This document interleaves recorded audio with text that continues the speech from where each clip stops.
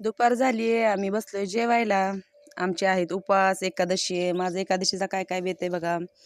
मस्त अशी भगर बनवली आत्याने शेंगदाण्याचं कूट घालून आणि शेंगदाण्याचीच आमटी बनवली आहे.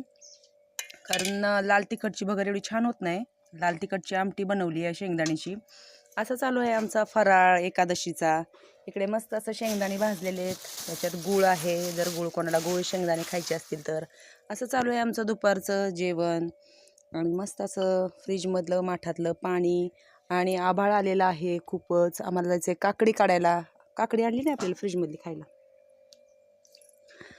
तर असं चालू आहे आमचं दुपारचं. राहू द्या तुम्ही आता. आणि कसं वाटलं नक्की सांगा कमेंटमध्ये. कसं असतं प्रत्येकाची वेगवेगळी स्वयंपाक करण्याची पद्धत असते. ते ज्याची त्याची चव त्याला माहिती असते. प्रत्येकाची चव म्हणजे पद्धत वेगवेगळी असते. त्यामुळं कसं वाटतं ते नक्की कमेंटमध्ये सांगा. तुमचा सपोर्ट खूप गरजेचा आहे आम्हाला.